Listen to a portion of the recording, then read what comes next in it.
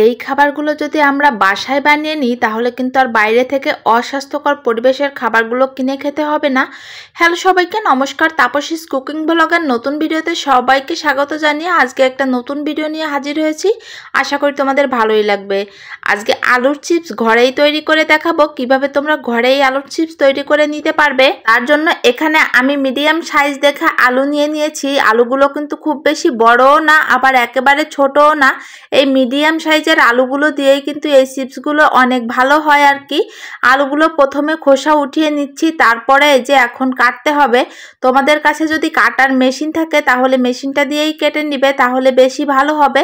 আমার কাছে মেশিন নাই, তাই আমি বটি দিয়ে একেবারে পাতলা পাতলা করে কেটে নিচ্ছি। একেবারে পাতলা কাটতে গিয়ে আবার অনেক আলু কেটে যায়। মিডিয়াম সাইজ করে কেটে নিতে হবে, খুব বেশি মোটাও হওয়া যাবে না আবার একেবারে পাতলাও করা যাবে না।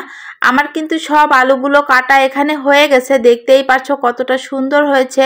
আলু কেটে সাথে সাথে কিন্তু জলে ভিজিয়ে রাখতে হবে, না হলে কিন্তু আলুর কালার চেঞ্জ হয়ে কালো হয়ে যাবে আর কি, কালারটা এত সুন্দর থাকবে না। তা আমার কিন্তু আলুটা ধোয়া হয়ে গেছে। এখন আধা ঘন্টার জন্য আলুটা ভিজিয়ে রেখে দিয়েছিলাম, এর জন্য আলুর যে ভিতরের কষ সব বের হয়ে যাবে আর কি। এখন কিন্তু কড়াইতে কিছুটা জল গরম করে নিয়েছি। এই কড়াইতে আগে একবার আলু সেদ্ধ করা হয়েছে, তখন আসলে ক্লিপটা নেওয়া হয়নি, এজন্য কিন্তু আমি সেই জলের ভিতর আবার সব আলুগুলো দিয়ে দিচ্ছি।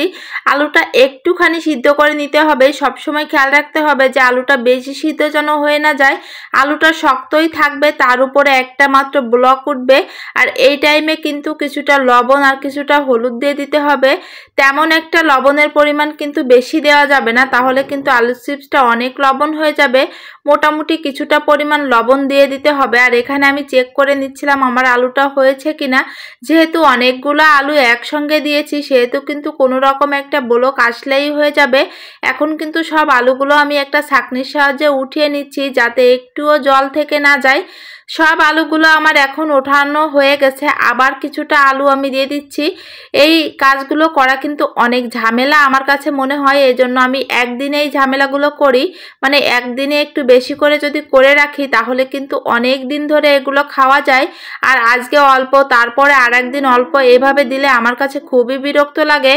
তার জন্য আমি কিন্তু একটু বেশি করে দিয়েছিলাম, প্রায় 3 কেজি 4 কেজির মতন আলু আমি কেটে তারপরে একবারে সিদ্ধ করে এখন এক একটা করে আলু নেড়ে দিতে হবে। প্রতিটা কাজের থেকেই নাড়া কাজটা একটু বেশি ঝামেলার, কারণ যতক্ষণ ভিজে থাকে ততক্ষণ হলো এক একটা করে নেড়ে চেড়ে উল্টে পাল্টে উঠাতে হয়। আলুর চিপসগুলো কিন্তু একেবারে শুকিয়ে গেছে, এখন কিন্তু তেলে ভাজার পালা। দেখতেই পাচ্ছ তেলে দেয়া মাত্র একেবারে ফুলে উঠেছে। কাঁচা অবস্থায় যেমন থাকে আলুটা ঠিক তার থেকেও একটুখানি ফুলে ওঠে ভাজার পরে, দেখতেই পাচ্ছ। আর আলুর চিপসগুলো একেবারেই পারফেক্ট হয়েছে। তোমরাও কিন্তু এই রেসিপিটি ফলো করে এভাবে আলুর চিপস ঘরেই বানিয়ে খেতে পারো সারা বছর।